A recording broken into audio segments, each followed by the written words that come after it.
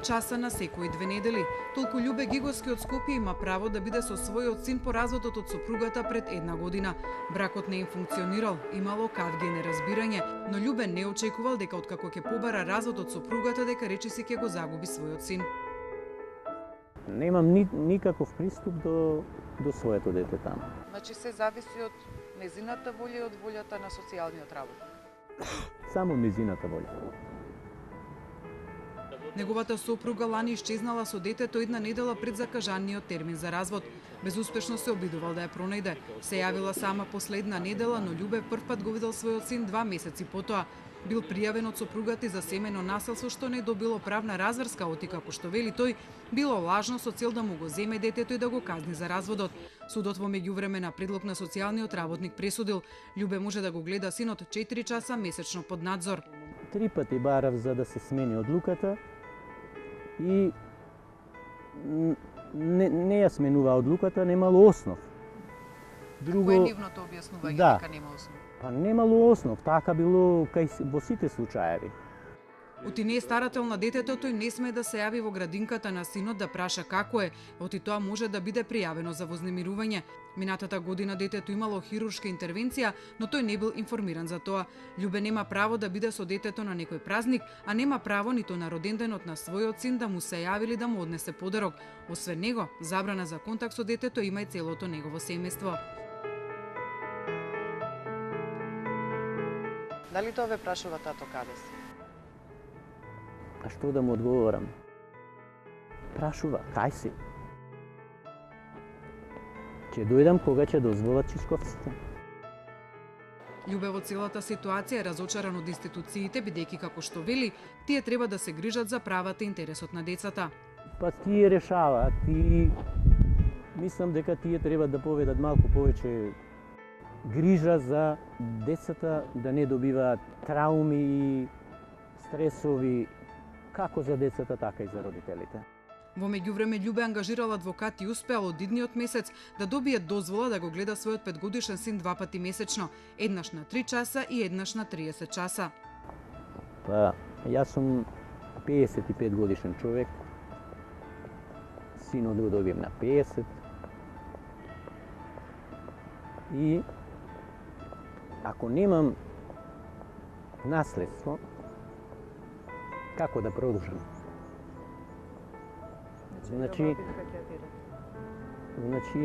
со одземање на детето ми ја одзеле и десната рака.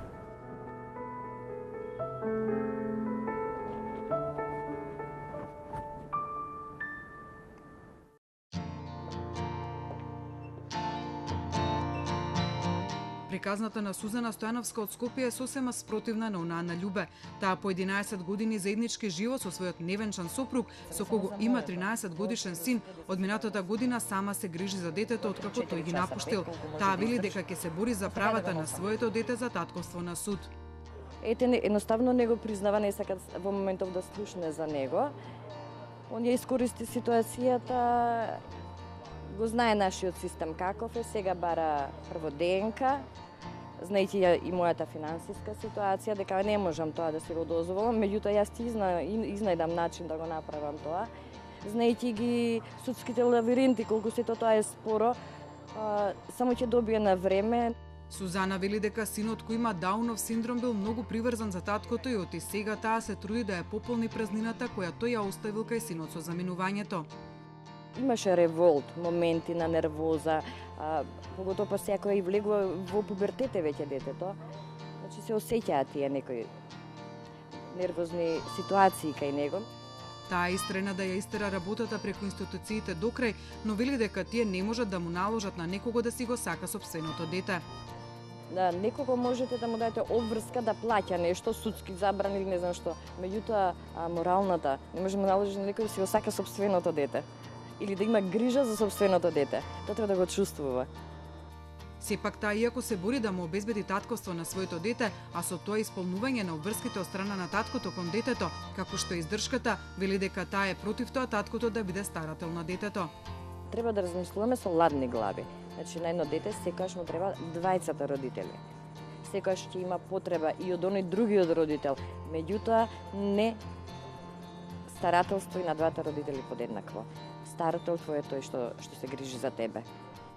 Психолозите го потврдуваат ставот на Сузана дека на детето му се потребни двата родители, но истовремено се децидни. Родителите треба најмногу да водат грижа за интересот и потребите на детето, како при разделувањето, така и потоа. Интерес на детето е да ги гледаат двајцата родители, заради тоа што имаат потреба од двајцата родители. Интерес на детето е да ја добиваат таа љубов и добиваат посветеност од двајцата родители и на тој начин најлесно го прифаќаат, нели? Ја прифаќаат разделбата. Но, за жал, од моје искуство, возрастните забораваат на децата кога се разведуваат многу често. При тоа Стефанова вели дека за жал често има ситуации кога дотогашните партнери наоѓаат начин и да манипулираат преку децата, не водејќи грижа за потребите на детето.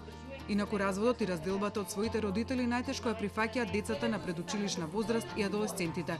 Стефанова вели дека недостигот на едниот родител детето може да го манифестира на различни начини, преку бунтовност, тага, гнев, слабење на успехот во училиште, па дури и самообвинување за разделбата на родителите.